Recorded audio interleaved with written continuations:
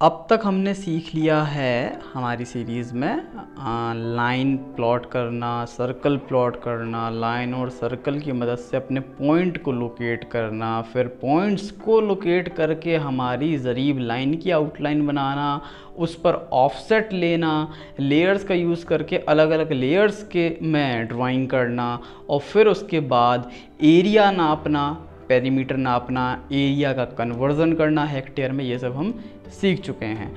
अब हम आते हैं अपने नेक्स्ट लेक्चर 6 में, जिसमें हम सीखेंगे बंटवारा।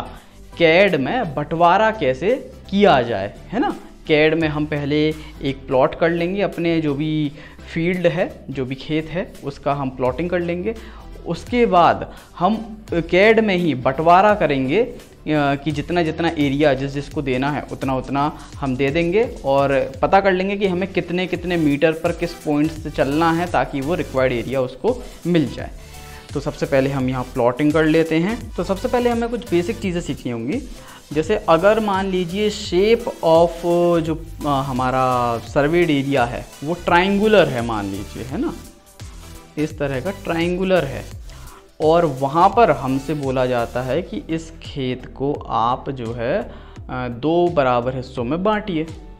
तो हम क्या कर देंगे, अब पहला तरीका, ये जो बेस होता है इसका मिड पॉइंट हम पता कर लें और उसको सीधा इस वर्टेक्स से मिला दें, तो मीडियन जो है वो ट्राइंगल को 2 बराबर एरियाज़ के ट्राइंगल में डिवाइड कर देती है। ठीक है।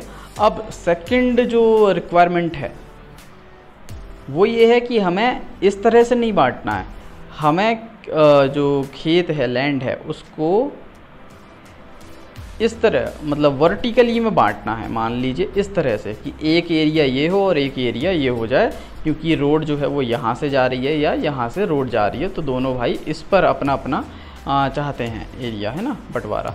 तो इस केस में क्या करना होता है कि यहाँ से हम एक अज्यूम करते हैं, हम एक 90 डिग्री की लाइन डालते हैं बेस पर, यानी एल्टीट्यूड। ठीक है, ये एल्टीट्यूड हो गया। अब हम यहाँ से इस पॉइंट से कितना चलें और यहाँ पर एक पॉइंट हम मार्क करें, और उस पॉइंट को जब हम दोनों साइड से मिलाएंगे तो ये एरिया और ये एरिया बराबर हो जाएगा, ये हमें पता करना है। ठीक है। तो इसके लिए हम क्या करते हैं, सबसे पहले सपोज़ करिए कि एरिया इस लाइन ने डिवाइड कर दिया है।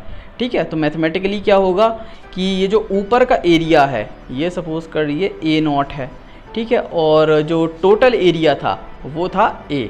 तो हम क्या चाह रहे हैं कि A0 डिवाइड बाय A जो है ये हो जाए, A0 जो है ये इसका 1/2 हो जाए अपॉन 1। तो यानी रेशो क्या होगा, A0 अपॉन A का 1/2। तो यानी ये रेशो आ गया। अब हमें मान लीजिए साइड्स पता हैं, मान लीजिए हमें साइड्स पता हैं। ये जो टोटल साइड है, ये साइड है सपोज ये है कैपिटल A, और ये जो डिस्टेंस हमने चला यहाँ पर ये है x। तो जब हमें एरिया के रेशो पता हैं और हमें साइड्स पता हैं, और साइड्स से हम एरिया के रेशो पे आना चाहते हैं, तो हम क्या करते हैं, साइड्स का भी रेशो लेते हैं पर उनके स्क्वायर्स के फॉर्म में, है ना। तो यहाँ पर हम लेंगे A0 जो एरिया था इसकी साइड कौन सी है, x, तो x का स्क्वायर डिवाइड बाय टोटल जो एरिया था उसकी साइड क्या, A, यानी A का स्क्वायर। तो यानी ये जो रेशो होगा ये भी कितना होगा, 1/2। ठीक है। तो या तो हम इसकी मदद से कर लें, या फिर दूसरी जो हम चीज़ कर सकते हैं यहाँ पर वो है इस एल्टीट्यूड पर जो डिस्टेंस हम चलेंगे वो हम ले लेते हैं। सपोज़ करिए इस एल्टीट्यूड से यहाँ मैं चला कितने पर, मैं चला H0 पर, और टोटल जो ये हाइट थी ये थी H। तो यहाँ पर क्या आएगा, H0 का स्क्वायर डिवाइड बाय H का स्क्वायर। ठीक है। तो ये रेशो आ जाएगा इस तरह, यानी कि हमारे पास आया H0 upon H equal to 1/√2। यानी कि यहाँ से हमारे पास आ गया कि H0 जो डिस्टेंस होगा वो कितना होगा, H0 will be equal to H/√2। तो मैथमेटिकली हमें ये पता चल गया है कि हम अगर टॉप पॉइंट से h डिवाइड बाय √2 डिस्टेंस चलेंगे तो जो पॉइंट होगा इस एल्टीट्यूड पर, उसको जब हम दोनों साइड से मिलाएंगे तो ये जो एरियाज़ बनेंगे, ये ऊपर वाला ट्राइंगल और ये नीचे वाला, इन दोनों का एरिया बराबर हो जाएगा मैथमेटिकली। ठीक है, तो इसको हम प्रैक्टिकली करके देखते हैं ट्राइंगुलर एरिया को किस तरह से हम डिवाइड करेंगे। तो यहाँ पर हमारे पास एक ट्राइंगुलर प्लॉट है। अब हम इसको डिवाइड करना चाह रहे हैं दो भाइयों के बीच में, क्योंकि सपोज़ करिए कि ये जो दो साइड्स हैं इंक्लाइन साइड्स, इनमें से किसी एक साइड पर जो है रोड जा रही है। ठीक है, तो दोनों भाई चाहते हैं कि उस रोड पर दोनों को जो है वो जो लेंथ है वो मिल जाए। ठीक है, तो हम क्या करेंगे, सबसे पहले एक एल्टीट्यूड ड्रॉ करेंगे। तो यहाँ पर हमने इस पॉइंट से इस बेस पर एक 90 डिग्री की लाइन खींचनी है हमें, -90, ताकि नीचे साइड आए। तो यहाँ पर 90, और ये हमने बेस पर खींच दी। ठीक है, बेस पर एकदम टच हो रही है या नहीं ये कंफर्म कर लेंगे, थोड़ा सा आगे चली गई है ये, तो इसको हम हटा देते हैं। एक दूसरी लाइन ड्रॉ करते हैं हम। जूम करके हमें चेक करना रहता है कि सही ड्रॉ हुआ है या नहीं हुआ है। ठीक है, -90, ये देखिए फिर ज़्यादा जा रहा है, तो हम बैक आ जाते हैं और इस लाइन। ठीक है, अब ये एकदम इस बेस पर आ रहा है, ये हो गया। जूम करके चेक कर लिया कि हाँ बेस पर कनेक्ट हो रही है वो लाइन। ठीक है, बेस से बाहर नहीं गई है ना। तो ये हमने एक एल्टीट्यूड डाल दिया।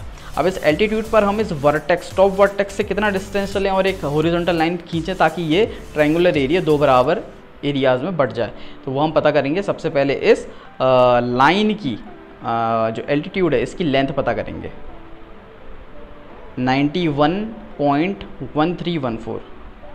सो 91.1314 हमने क्या पढ़ा था मैथमेटिकली, डिवाइड बाय करेंगे √2 से, यानी √2 से कितना डिस्टेंस आ रहा है, 64.43963 है ना, 64.43963।